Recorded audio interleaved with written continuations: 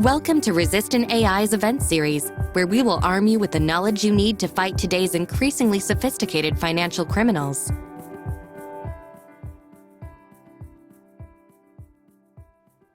Welcome to this, our third episode in the Bright Talk series. This one is entitled Know Your Customer, Kill Your Robot. My name is James Broadhurst. I'm Principal Consultant with Resistant.ai. And in previous episodes, we've examined themes such as the explosion in cybercrime, how financial and cybercrime are converging. And we looked at some ideas to help make best use of artificial intelligence when you're looking to try and counter the threat posed by this escalation in fraud and other financial crimes.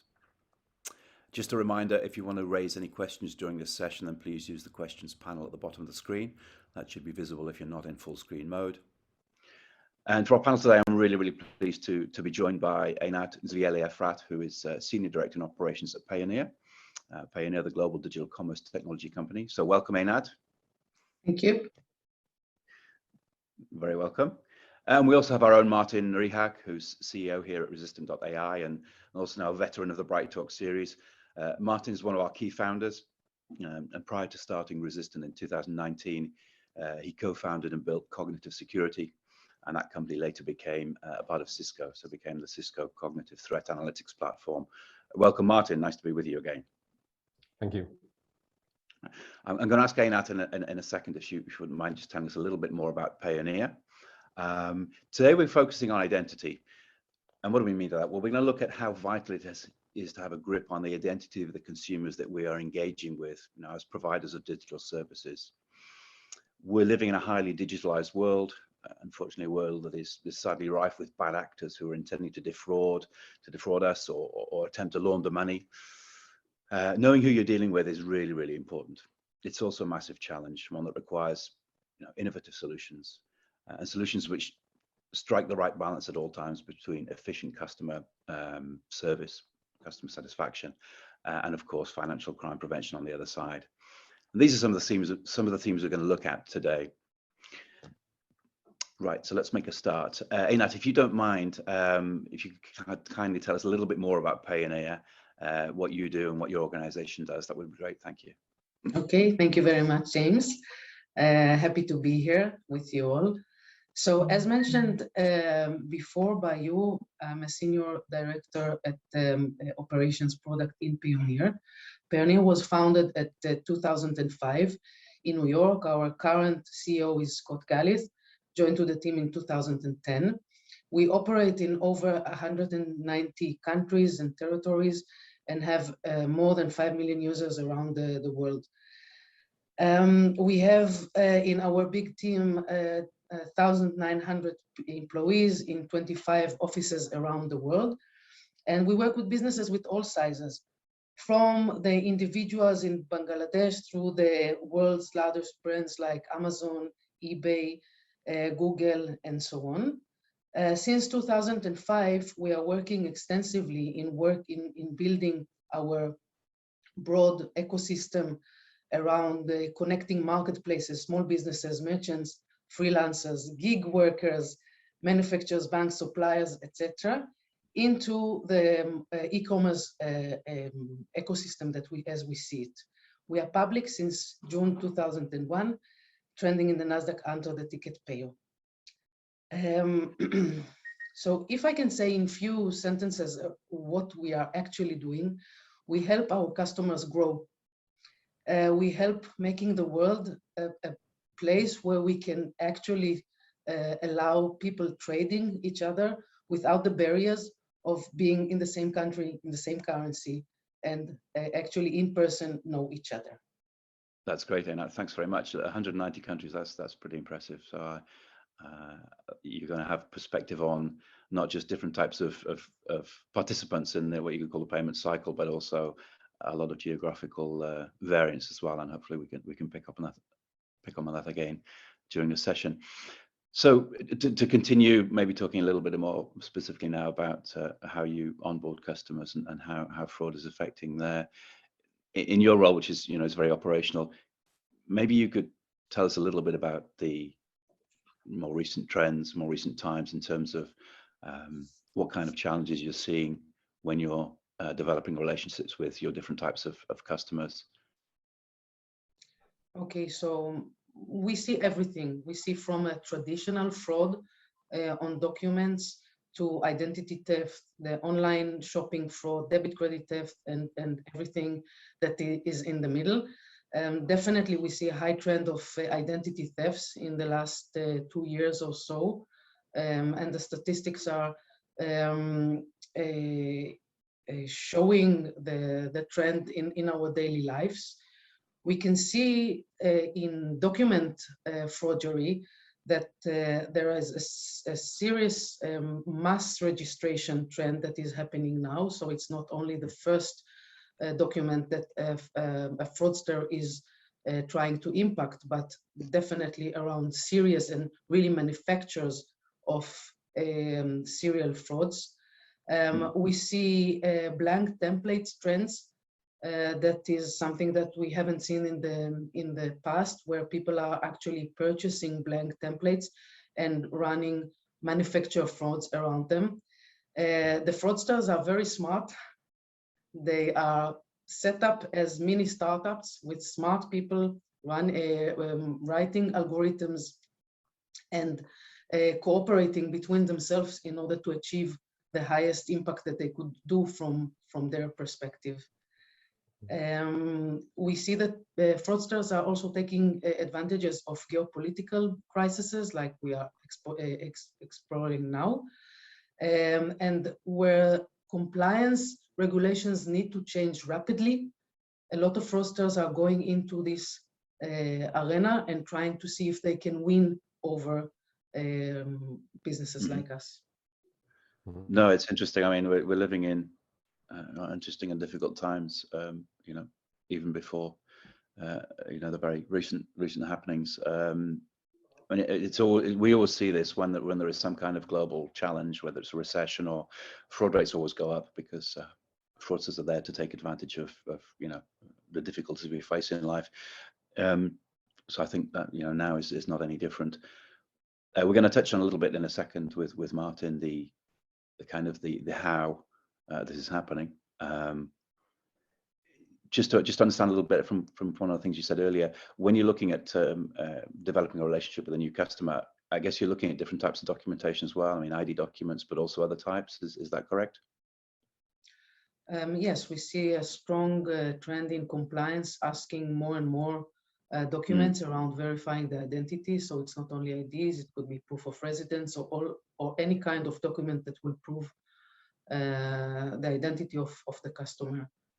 And of course, as we go global, we still need to keep a very close understanding who is the actual person that we are dealing with. And if previously in the past, the banker used to know the people, we are still required for the same understanding of to know who is this person and to intimately know some details around our customers' base.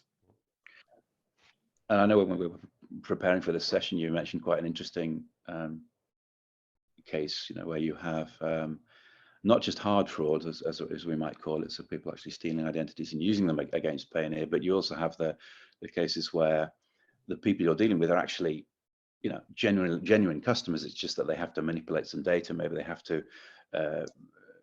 you know, hide their age, who they're perhaps younger people who are working, you know, online as coders, designers. Is that, I guess that presents a different type of challenge because it's not really identity theft. It's just some kind of manipulation. Exactly. Everybody wants to trade online, including, as you mentioned, teenagers that are 15 but smart. They want to become e-commerce. They want to become developers. They are designing beautiful applications and they want to sell their services. So they're not really fraudsters, but sometimes they need to manipulate their age in order to be served. Yes. Or to be accepted. we see from time to time also people that would like to go online, but they live in a country where they don't have a very, I'll say, organized address, but they need to prove their address. So they manipulate a little bit the document, not in order to create a crime, but just to be served. No, it's a good example, and that's not necessarily a, you know, a financial crime, but it does present challenges for yourself, and it is, you know, possibly a compliance issue for for Payoneer. It's interesting. Martin, in a second, we're going to look at, not what is happening, but more into detail of why and how. But taking advantage of having Einat with us, anything you wanted to add on current trends, Martin? I think Einat is spot on with the current trends, and we definitely keep seeing the old style fraud, but we see two new trends that were mentioned by Einat. First, fraud is becoming ubiquitous, and people do not realize that when they change something in a computer, it still has the legal meaning and the legal impact of being fraud. It simply doesn't feel that way to many people, and there is a lower barrier of entry for kind of fundamentally honest people who just need to do an account and they don't care how to pass. The second trend we see is the increasing level of automated, sophisticated fraud. And that's the big change, because I would say the individual fraud is slowly increasing, but organized, sophisticated fraud is exploding. And that's going to be a fundamental challenge for services like Payoneer going forward. Mm-hmm. Because Payoneer is doing an incredible service operating in 190 countries, or more than 190 countries in the world, which is basically everywhere, which means that you have to comply with 190 different legislations. And that's a really tough challenge, and that's something that automation, you need automation to enable that kind of performance. Sure. Well, that's interesting, because that enables us to move on, really, I think, to talk about what's powering this, massive increase in the incidence of fraud of all the different types we've talked about. So continuing with you, Martin, what do you think are the most important enablers that are helping the fraudsters to up their game and to be able to really increase the level of automation from their side? So we talked about automation on the business side and how to onboard customers in an automated way. I think it's safe to say that word automation is also being fully adopted by the bad actors. What's behind all of this, Martin? I think digital transformation is behind it. Like, we talk a lot about digital transformation in banking, but actually we see exactly the same transformation in crime, except it's far more dangerous, because many of the targets it's attacking are quite soft. Forging documents is not hard. It's something that you can do in a couple of minutes and you don't need much experience. And that's why transformation and the way how these things now scale is fundamentally changing the game. In the past, you counted maybe 1 or 2 fraudulent attempts in 100 onboardings or so. That was a typical rate in Europe. Right now, most organizations would suffer fraud in lower double digits, and it's keeping going up. And this transformation has been happening in the last 12 months or so. So it's a very new trend. It's something that's coming, and it's something that's going to cause more and more trouble going forward. Because how are you going to change the process you have when 9 out of 10 new customers calling your API are actually robots or operated by criminal gangs? And criminal gang is something I would like to emphasize. They really work like startups. They are technologically sophisticated, and they have very efficient black markets that feed them with the data, that feed them with the information, feed them with stolen identities or ID cards, and they can outsource creation of documents or account opening to specialized organizations who do nothing but that. So it's no longer an individual fraudster you can deal with on one-off basis, but you need to find them in a sophisticated way because they are becoming sophisticated. And is that what we kind of term sometimes fraud as a service? You can go out and get all of the tools you need to be one of those bad actors. Is that the challenge we're facing? Exactly. Like, becoming a fraud actor is scarily easy. If you need to launder money, you can go to the black market and buy 50 onboarded accounts on a financial service today. And you can use them to create semblance of real business that is actually laundering money for you. And that's something that no longer takes you a couple of months, but it takes you a couple of hours. And that's the fundamental transformation. Like, really, barrier of entry to fraud and financial crime is very low right now. And given the recent need, because of the geopolitical situation we are at, we can expect many people to be using that. Thanks, Martin. That's really interesting. I'm just going to pull out a phrase you mentioned there at the beginning, digital transformation, and maybe I'll turn this towards Einat.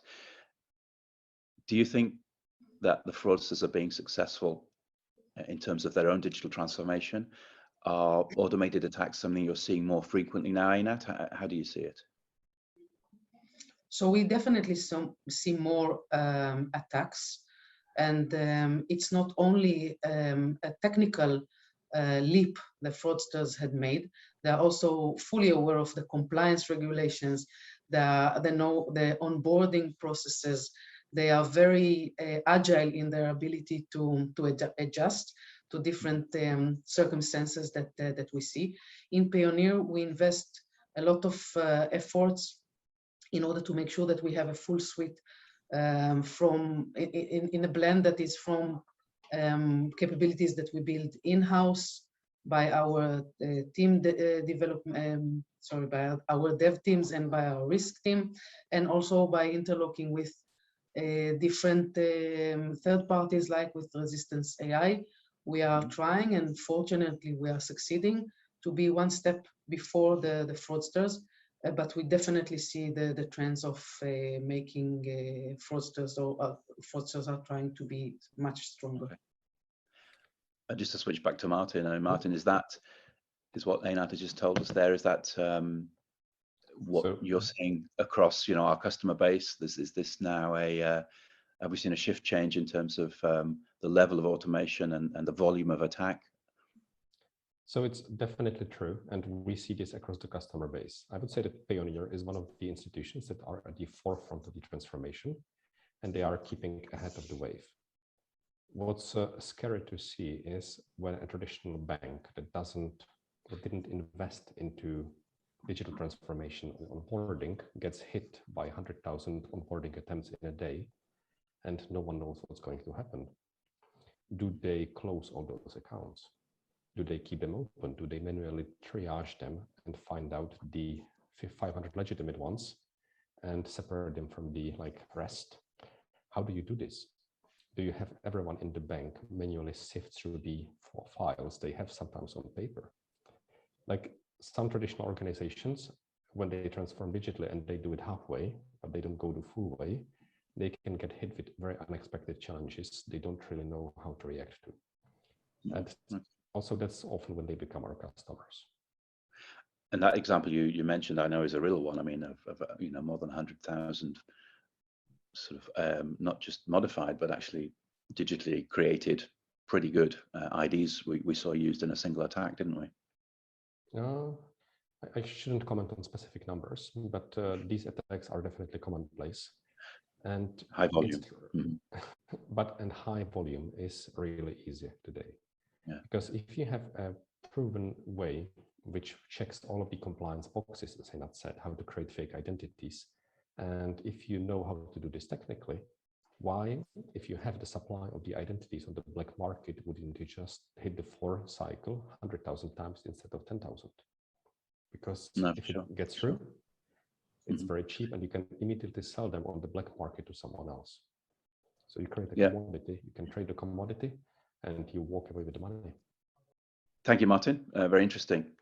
And again, picking up on something you said earlier, the higher, the rate of increase of attack, the higher attack rate now that we're seeing, clearly we can't just adopt a strategy where we look at every single event, we look at every single application. We have to remember that the vast majority of the transactions, the onboarding applications that we're looking at are good, genuine customers. So we're talking again here about the getting the balance right between customer friction and fraud detection. Einat, how do you think you're doing in that sense? Have you been able to achieve the kind of the double win there of fighting the fraud fight, but also keeping customer satisfaction, customer friction at the right levels? How are you doing in Payoneer on that one? So I'll say two things. First, it's a continuous journey because the environment keeps on changing. So we keep on changing, and as mentioned, we are trying to be one step ahead.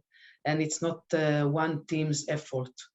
There are many teams that are involved around being able to balance between the customer experience and the risk that we are willing to take.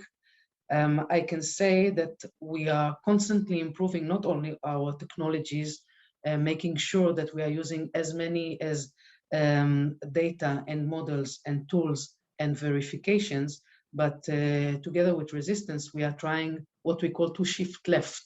So being able to find the forgery on the document level would allow us to have less, much less risky transactions within the platform of Payoneer, and to keep the fraudsters out. And we are working together in order to be able to use very, I'll say, innovative methods in order to keep the fraudsters out.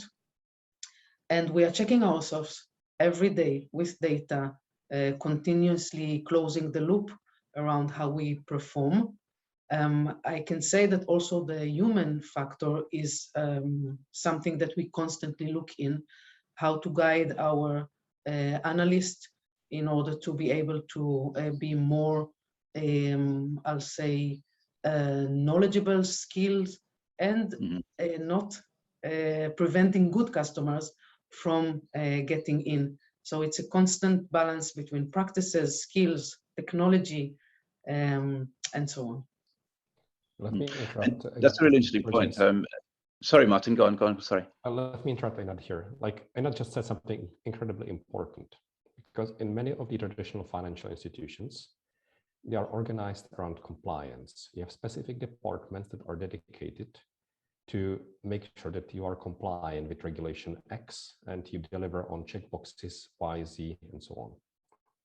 In the case of Payoneer, and I've just said that very fluently, they are organized about winning. They look at the problem of fraud, financial crime, and non-compliance holistically.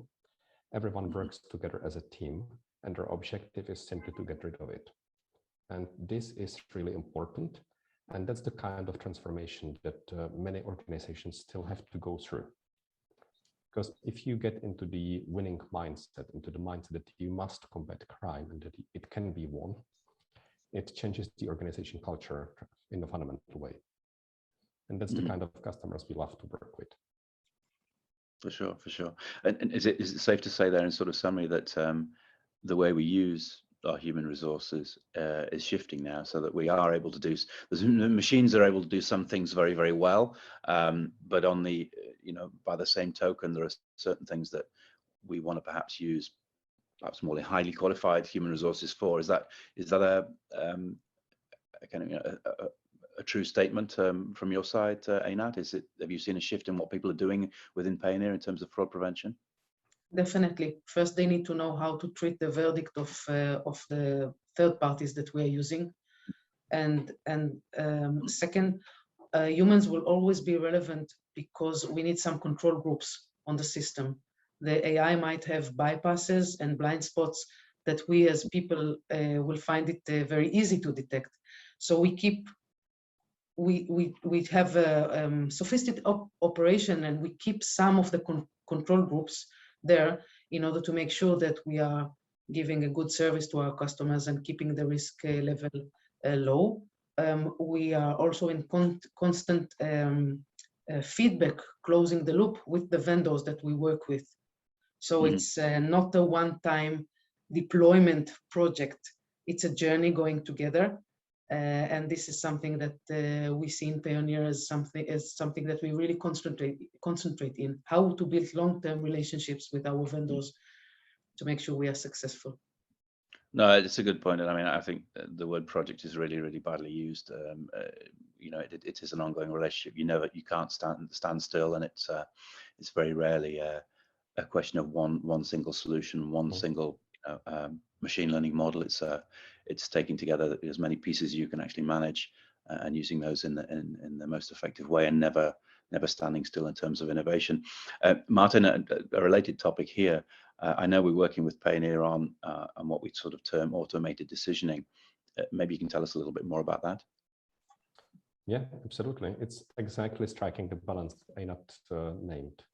Some things are better left for humans to decide because simply they are new, they are unprecedented. You don't actually know what to do, and you must make a judgment. You must make a ethical call there. And this is not something that should be left to computers to decide in general. In other situations, using a human on something is a waste of their life and their effort. And you should automate this away so that they can spend their attention on something that's important. There is nothing worse than people being used like software should be, and vice versa, when software is making calls that should be left to people.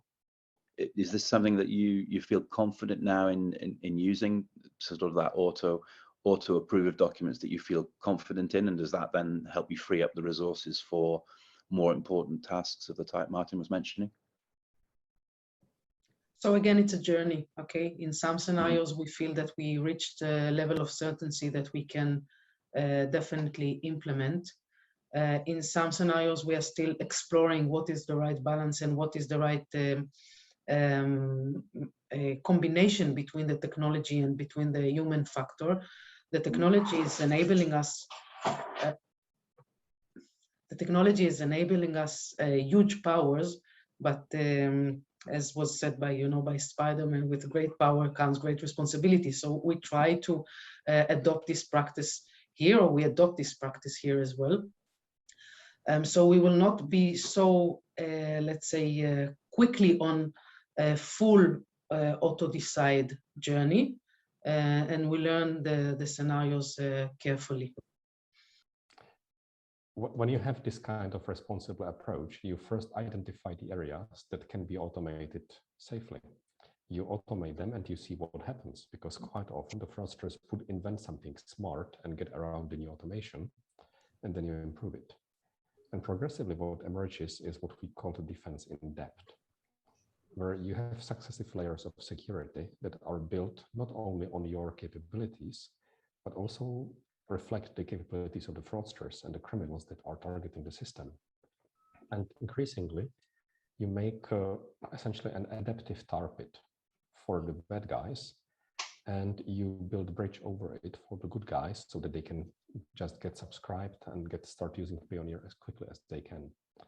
That's the ultimate goal. You want a shiny, happy path for every single legitimate customer. You ultimately want this to be a one-click action if you have enough data and enough certainty. And if you are a bad guy, you definitely want them always to meet a new kind of obstacle that's somehow unique, so that their learning will be limited. I think the challenge is building a machine that will be proactive. The reactive approach is something that we cannot allow, and we don't allow ourselves in Payoneer. Building a machine that is flexible enough in order to digest any new use case, this is definitely a challenge. Of course, if you have a big operations like we have in Payoneer, and it's not only adjusting the software, but also adjusting work practices. So definitely it's a very interesting times working together. No, it's interesting, and going back to something you mentioned earlier, which we could perhaps even call in a slightly flippant way, but kind of the hackathon between the good guys and the bad guys. And I'm remembering that you're operating across 190 plus countries. One size is never going to fit all, and I think the level, the depth that Martin mentioned is vital. I mean, this is something we in Resistant we term identity forensics. Having the most flexible, most intelligent AI, looking at the biggest possible data set, and also recognizing that not every decision that you have to make is the same in each location. Martin, did you want to add anything on that point as we close off? I think I can try to summarize the whole concept. And really it is about being adaptive and trying to get into proactive. I don't think we are yet quite proactive, but we are probably the most proactive on the market. The way how we do this is that we have some baseline checks that everyone has to go through, but typically you don't notice these. And by the way, it's partially modeled on the approach how security is done in Israeli airports. You are being observed, but you are not being stopped, which is incredibly important for customer experience. You can keep walking, you know that someone is watching you, you know that someone is assessing you, but this is not interfering with your experience using the airport. If you go through a more traditional verification in Europe or the US, you get stopped many more times because stopping is the effect of assessing. So in our case, you submit a document. We do more analysis on the document. We do cross-reference this with the others.